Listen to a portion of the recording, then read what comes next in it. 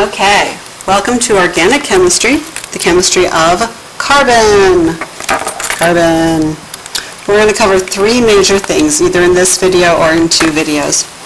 The basics of how carbon bonds, the three homologous series, I'm not sure how you pluralize series, and the deal with isomers. I know you think of organic as meaning something to do with having no pesticides, but in chemistry, anything that's based on carbon is organic chemistry. So that's things that grow and molecules that are in your body and plants and photosynthesis, but it's also fuels and methane and propane and the octane that goes into your car. What those things all have in common, though, is they all burn. Okay, now, and they all have carbon. Okay, the basics of carbon. You're going to read about this in your homework. And by the way, somebody can be managing this video. You should have somebody who can pause this so everyone can take notes when they need. But here are the absolute basics of carbon. He tends to have 4 bonds. Now, if you look up carbon on your periodic table, his electron configuration is 2-4. He has a total of 6 electrons. That 4 means that he tends to do this. Have these 4 electrons that spread out and form 4 bonds. They're like ready for one more electron from somebody else. And it's gonna be hydrogen unless you're told otherwise. So I want you to think of this at first as the chemistry of hydrocarbons. So if I have my carbon here with 1 dot ready to bond in 4 directions, and then the hydrogen comes up with its own dot. Every hydrogen can bring an electron, and you can have 2 electrons, and it's 2 electrons per bond. And now I've made my simplest hydrocarbon, which happens to be methane. So these dots are shared between these guys. And then it makes the shape of, anyone remember the name of this? A tetrahedral. 4 things spread out. Notice that it's 109.5. It's not 90-degree angles. We draw it like it's 90-degree angles when we're feeling lazy. We often draw it as if it's 90-degree angles. It's not. If we were being realistic, even if we had a long carbon chain, we would draw it like zigzags. And these things are flexible, and that's a good thing to know. Another thing that's special about carbon is that it can form long chains and branched molecules, and it can even circle back on itself and form rings. And not a lot of other things can do that. And that's why we learn how to name all these different sized carbons. And here's what it can do. It can form single, double, or triple bonds. And this leads us into the 3 homologous series. Okay, open up your reference tables to table Q.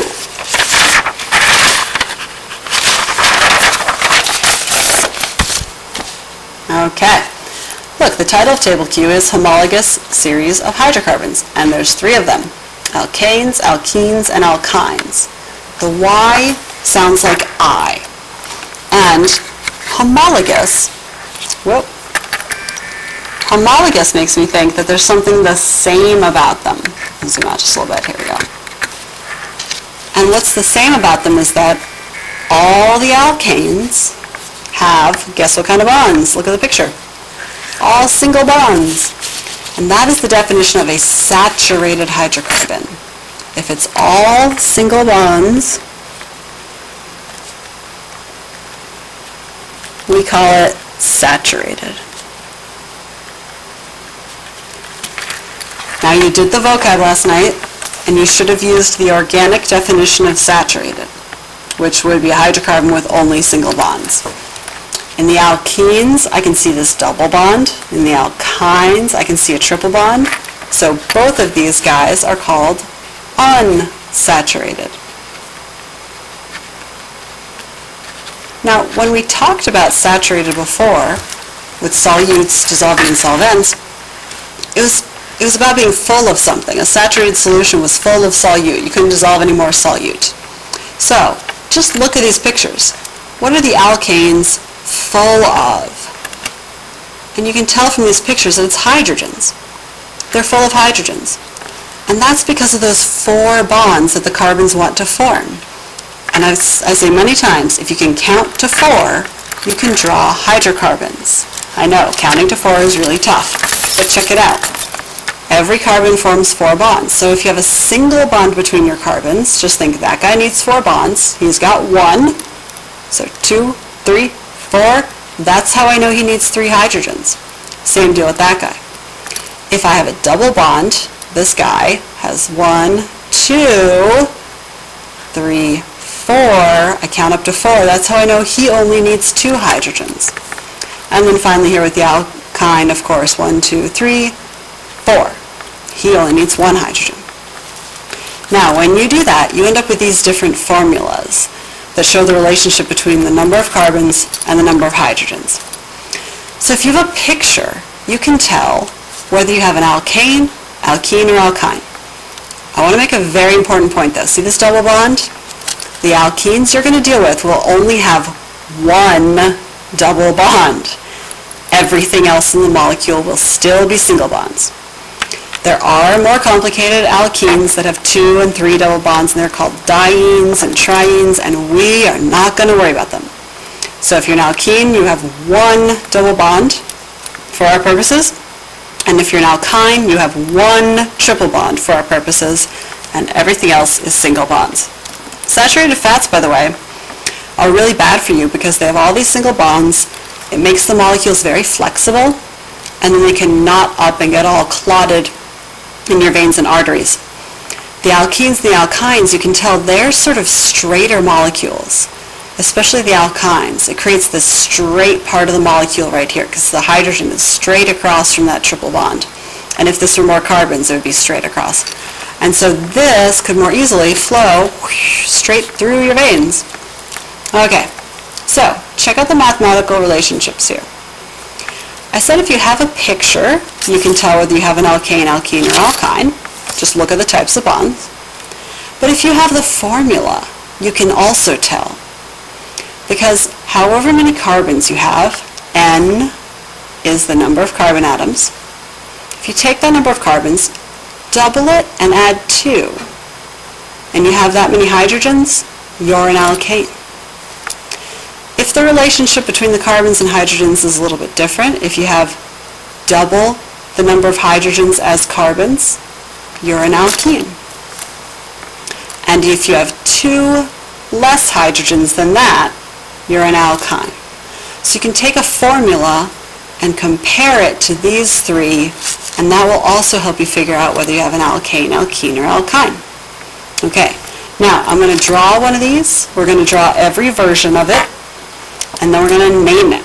So I'm going to just randomly say that I want an alkane with 5 carbons in it. So what do I know? It's going to have 5 carbons, and it's going to have all single bonds. Here we go.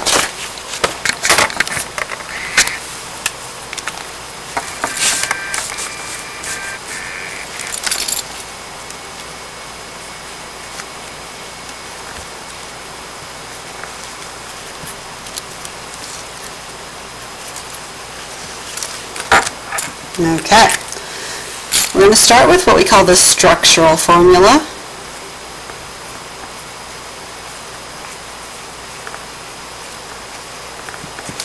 We've drawn them many times. They're a lot like the Lewis dot diagrams.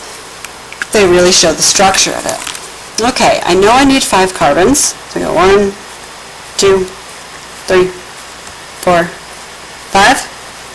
And it's an alkane, so it's going to be all single bonds. If it were an alkene, I would put a double bond somewhere, just one of them. Okay, how many hydrogens do I need? Well, if I can count to 4, I can put the correct number of hydrogens. Every carbon wants 4 bonds. So this guy has 1 bond, 1, 2, 3, 4. That's where he wants hydrogens. Any of these central carbons, they already have 2 bonds, 1 to the right and 1 to the left. So 1, 2, 3, 4. This guy, 1, 2, 3, 4. This guy, 1, 2, 3, 4. And then this carbon at the end, which is called a primary carbon, by the way, because he's at the beginning of the molecule, is just like this one. He has one bond, so I go 2, 3, 4,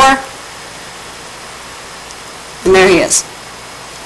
Hey, I already knew how many hydrogens he was supposed to have. Let's look at his molecular formula.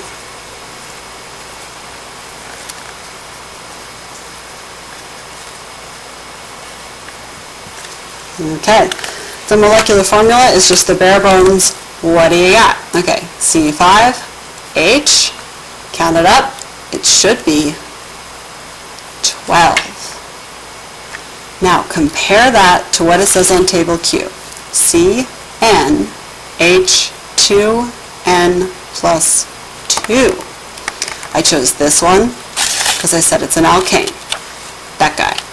If I have 5 carbons, I take the 5 and I put it there and I put it there. So my formula is C5H, 2 times 5 is 10, 10 plus 2 is 12, 12! H12. Cool. So I can get at the right information from the picture and knowing that every carbon wants 4 bonds, or from figuring out the numbers, how the carbon versus hydrogens are related to each other. There's one more type of formula I want you to see, which is the condensed formula. We've drawn a couple of these before back in the evaporation lab. Condensed formula. And this comes from the days of typewriters. You squash this down into one line. You condense it. Everything that's on a carbon is going to be written after the carbon. So this carbon has 3 hydrogens on it.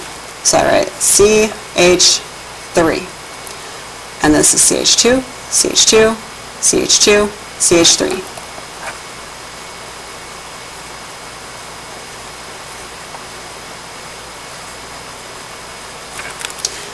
And you could figure out from the condensed formula, of course, that this is C5H12, which would lead you to think that it's an alkane. Alkane with 5 carbons. Okay, now we're going to name him. Don't name him Fred. I'm just going to name him using tables P and Q. Remember, an alkane with 5 carbons. Number of carbons, 5. Pent is his prefix, beginning, before, right? So his name starts with pent, and he's an alkane, so his name ends with A-N-E. Notice in this example, ethane, oh, he should have 2 carbons. Yes, he does. And A-N-E, he should be an alkane with all single bonds. Yes, he is. So it's that easy, pent-ane, if it's 5 carbons with all single bonds. Okay. Pent-ane. Now, I can take 5 carbons and 12 hydrogens, and I can put them in a different shape. Okay? So, here's pentane.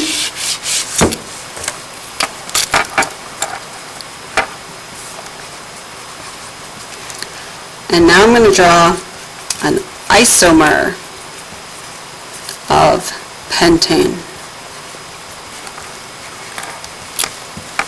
Now, if you remember some of your prefixes, the prefix iso means same. Like 2 sides on an isosceles triangle are the same. Isotopes are atoms of the same element that happen to have different masses and different neutrons. So iso means same, and mer literally means piece or pieces. So an isomer of pentane is made of the same pieces. It'll be the same pieces. It'll be C5H12. It'll be 5 carbons and 12 hydrogens, but it has to be a different shape. Check it out. What if I took 4 of my carbons and put them in a row? Now if I put a 5th on here, I've made pentane. 5 carbons in a row of pentane. If I hang the 5th one here, that's still pentane. 5 carbons, even if they go around a corner, is still 5 carbons in a row. That's still pentane. But instead of hanging him off the end, if I want to make a truly different shape, what if I hang him right there? Okay, let's use my rule about every carbon wants 4 bonds, and let's put a bunch of hydrogens on and see if it works. Make your hydrogens little enough that they don't hit each other. Angle them away.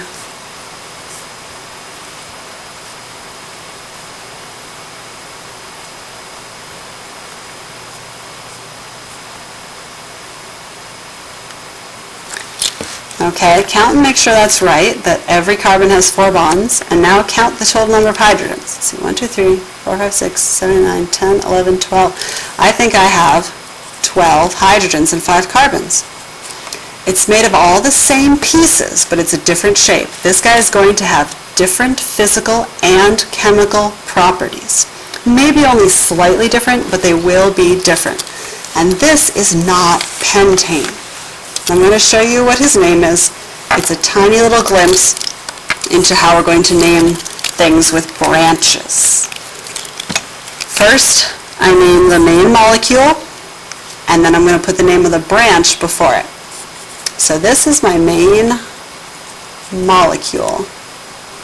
And I know it's the main molecule because it is the longest continuous carbon chain. If I trace my finger from left to right, 1, 2, 3, 4 carbons, if I want to catch this guy, I have to backtrack to catch him. That's how I know he's not part of the main molecule, but those 4 are.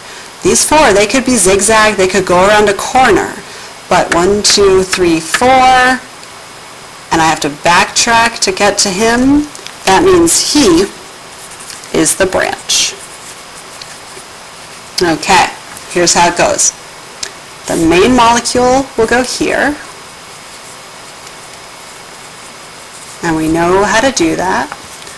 The name of the branch will go here in front, and a location number for that branch will go here. Okay, main molecule. 4 carbons, single bonds. 4 carbons, bute. That's pronounced bute.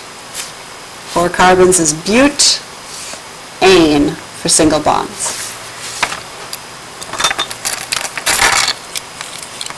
It's not butane, it's not a butane lighter, it's a butane lighter. And now you know why it's a butane lighter. Okay, so I named my main molecule. That guy's good. Okay, how about my branch? My branch has 1 carbon in it. 1 carbon.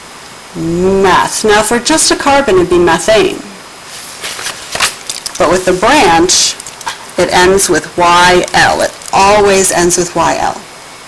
So this is a methyl branch, because it's a branch with 1 carbon in it. Okay, cool. I have his name.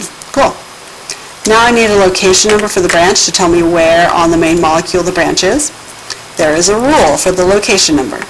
It has to be the lowest number possible. Where is this guy coming off the main molecule? Is he coming off the 1, 2, 3? Is he coming off the 3rd carbon from the left? Or is he coming off the 2nd carbon from the right? Carbon number 1, carbon number 2. What did I say the rule was? Low numbers. So he gets location number 2. His name is 2-methylbutane. Now, even if I didn't have this picture, I could tell from the name that 2-methylbutane is an isomer of pentane. Because according to table P, methyl means 1 carbon, bute means 4, 1 carbon and 4 carbons are 5 carbons. Pentane has 5 carbons. Chances are these guys are isomers of each other. Okay, thank you very much.